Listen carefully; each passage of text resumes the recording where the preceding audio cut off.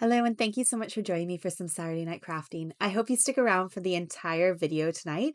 I've got a really fun one where we're going to use up our scraps again. Originally, I wanted to dive into one of my new paper packs and play with it, but then I thought I've got all of these still and I've got loads of scraps left over from them. So I thought let's play with these and let's make some more cards using our little scrap bits of paper and make some beautiful designs.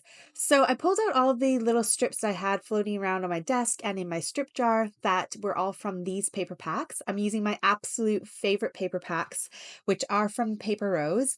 They are stunning, stunning papers. So I've got Botanical Blooms, which is loads of flowers and dark blues. I've got Inky color, which is just rainbow inky colors, like almost looking like alcohol inks. And then I've got my favorite rainbow twirl packs. So in the backs of all of my packs of paper, I keep all my scraps.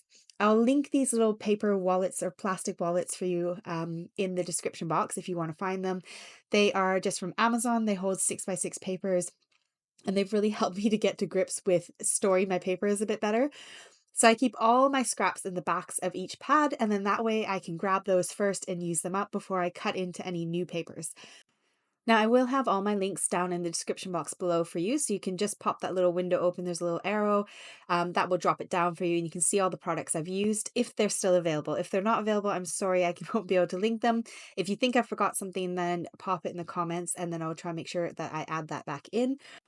Some of my links are what's called affiliate links, so I make a little commission from the links if you choose to click them. They cost nothing more to you. They just give me a tiny bit of commission, which keeps this channel going even more. So I really do appreciate when you guys click those links.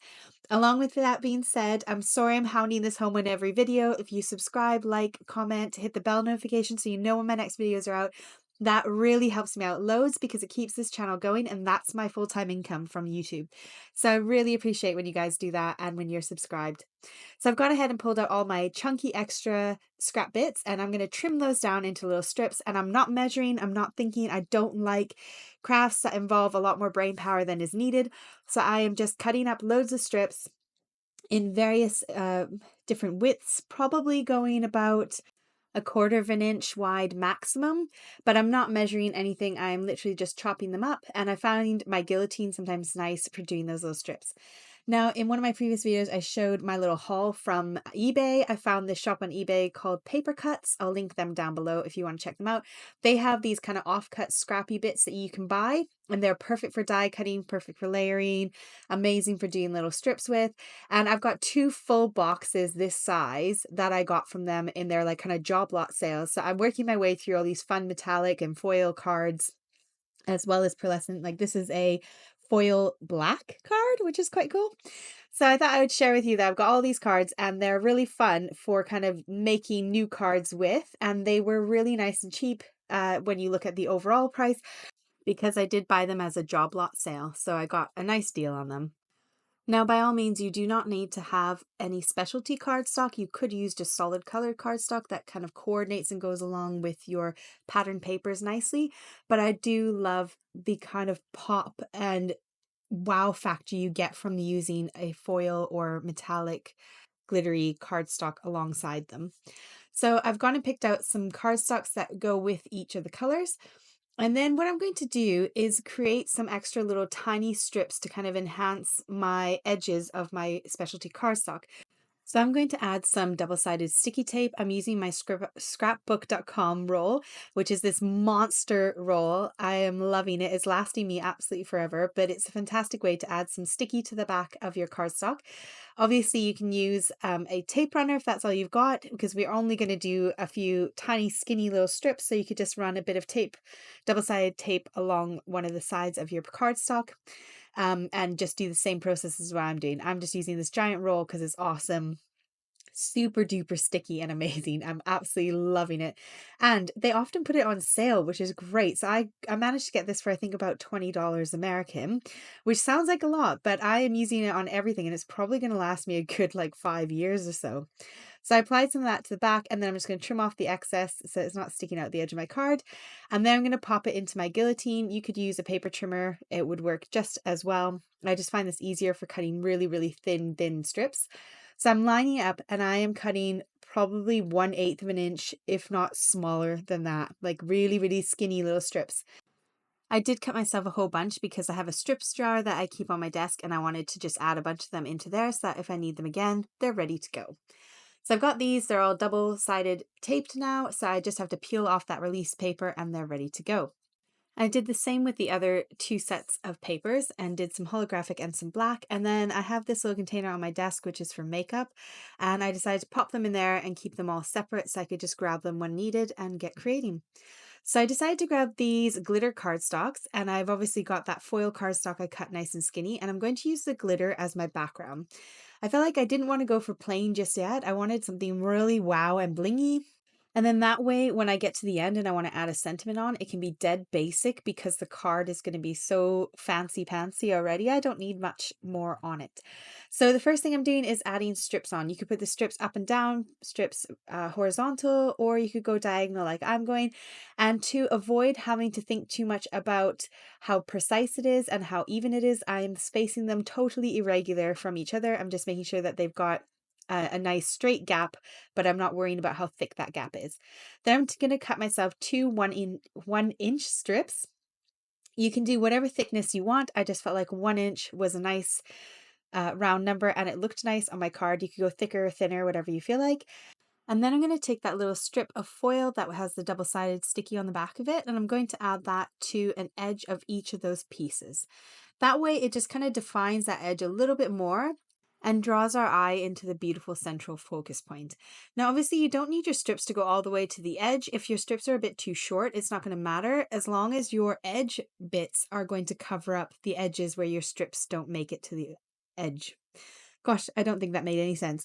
All you need to worry about is that your middle section has got your strips on it nice and even, and then the edges are covered up anyway, so if you don't go all the way to the end, it's not going to matter. How stunning is this? So pretty, so sparkly, a bit of that color in there, minimal waste of your paper packs because you can use up all these little strips. And you can do it multiple ways. So you can do it on the side, so vertical, you could do it horizontal like this one here, or you could even go diagonal. So for this one, I just cut the middle out between these 2 pieces and then did the strips up and down. I love how these look and they provide a great space for a sentiment to go, and they give a lot of shine and bling. And don't worry if you haven't got any fancy papers. I'm going to share with you a few that don't involve fancy papers in just a minute. Now, I have all these little scraps and I have no idea what I use these for. I cannot remember what project I use them on, but I thought I would use them up. So they are just tiny little, I think maybe 2-inch by 1/4 inch, maybe. They're just small and random. But they're totally perfect for this project because we're going to cover up the edges so you won't even know that they don't go the whole way across the piece of card. I'm going to use my T ruler just to get that first piece down on my paper because I worried that given I'm not going all the way to the edge that I might put this on a little bit wonky. So if I take my T ruler, it allows me to line up that first piece nice and straight, and then I can just get rid of that and then I can eyeball it from here. I was alternating the patterns and then alternating the gaps between them. And then it's the same thing again. I've cut myself 2 1-inch strips of cardstock, the same height as my panel. And then I can go ahead and pull off the backing paper or the release paper on the back of some silver foil, which I did cut off screen. I did the same thing. I added on that scrapbookdotcom tape to the back and cut myself some little mini strips. And then I can put my panels on. And then I felt like this could make a really pretty wedding card. And really simple, really nice, a sentiment across the front. Perfect and done. Now, these were perfect for when you don't have die sets, but what if you have got die sets? Do you want to bling them up a little bit more, make them a little bit more fancy? I thought I would have a go with my dies, and nesting dies are perfect for this kind of technique. So I'm starting out with my scrapbookdotcom hexagon dies, and then I've also got another card to share with you where I've used a fancier paper rose one. So I'm going to take the smaller of the 2 dies, make sure it's a smaller one, or you'll get the wrong size hole. And I'm going to cut that out of my top panel. So I've got a card base and a top panel the same color. And I'm just going to adhere that down right through my big shot and die cut out that shape. I'll pop that to the side for now. Then take your 2 dies, put them together so you can cut a little frame. And this is going to give us that same kind of effect as when we cut the little strips that went along our borders. It's going to give us a nice beautiful border around that opening. So I went ahead and ran this through my big shot with this kind of gold holographic foil and got my little frame out. And then I grabbed one of my embossing folders. Any embossing folder will do, just make sure you got your sandwich correct on your machine. But I thought I wanted to make this background panel pop a bit more because there's a lot of sort of white space. I know it's blue, but the sort of open area that hasn't got much on it, which is a perfect place for a sentiment if we want. Now, when I wanted to put my panel on the top, I realized that I didn't want to add too many strips and waste too much time. So I traced it with a pencil so I knew exactly where my strips need to go. And I could kind of play around with the angle of my strips to kind of go in that shape a little bit nicer. So again, you don't have to have strips that fit the entire length of the card. You just have to cover the area that you're going to be seen through the card. So once I've done that, I've gone ahead and glued my frame on. You can flip it over and give it a really nice press from behind if you want to make sure that that foil is down really nice and tight. And then I felt like with these, because I have the embossed background, I really didn't need that foam tape underneath popping it up off the card. So I thought I would just put it down straight flat onto the card base and directly on over those little strips. I love how this looks. I think it's stunning. You get that beautiful textured background and then the gorgeous papers popping through with that foil card kind of highlighting it. Now here's another one I did off screen. I love these dies. They're a beautiful kind of frame die. Did the exact same thing. And actually this embossing folder doesn't go all the way to the edges because it was a 6x6 embossing folder. But I don't think it actually matters too much. I really like how the script is kind of in the middle of that panel anyways. So those are the dies and embossing folder that I used for that card. And I love these ones so much. I think they turn out beautifully. Now, if you want a comparison, this is how it looks with the plain background and when I've popped it up on foam. I think it's just not the same. I love it when it's embossed and directly against that card base. I think it looks stunning and really classy. I don't know. I love it. Let me know what you think in the comments. Let me know which one is your favorite background. If you have a go, I'd love to hear about it as well. If you have any more brilliant ideas on how you could kind of highlight these strips, pop them in the comments as well. That would be fantastic. Now, I thought it'd be fun to finish a few of these cards. These dies here are my absolute favorite. I'm really sorry. You've seen me using them for about 2 years now. They're still available to buy, so I'll link them down below for you. I actually bought another one of these dies from Fawn, these kind of large font ones, and I'm so excited for it to come. I did a massive order with scrapbookdotcom because YouTube's done really well for the past couple months. So I decided to treat myself to some new toys and got some new dies and new stamps coming. So I have not finished all of these backgrounds for you today because I want my new dies and I want to add my new sentiments on. So I'm waiting for those to come in the post and then I'll finish them and then I'll stick them on my YouTube channel under the community section where you can make posts. I'll also pop them over on my Instagram. So make sure you're following those places and you can see the finished cards for the rest of them. So that first one I did 3 layers of happy birthday and stuck it right in the center and it worked perfect. For this one, I thought these dies from scrapbook.com would fit perfect in this little gap. And I thought it would look gorgeous. So it cuts out the outline die as well as the letters. So I thought I would use the letters on the card and not the outline die, but you can take the outline die and use it as your guide, like a stencil for die cut inlay. Now my words, I did the same thing I did with the little strips and I've put my scrapbook.com tape on the back. And so then that way those letters are all already self-adhesive. And then I just have to pop it inside the little outline.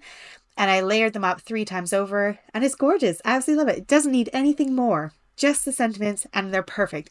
So these are both stacked 3 times over and I love how they turned out. Just a simple die cut is all you need. That's it. And again, I will finish off the rest of these cards and put some sentiments onto the front of them. So make sure you're following my social media and you'll see that pop up as soon as my scrapbook.com order arrives, which I'm really excited for. I hope you enjoyed this one tonight. Don't forget to like, share, subscribe, comment, all that stuff. And I can't wait to see you guys again next weekend for another video. Take care. Have a fabulous weekend. Bye.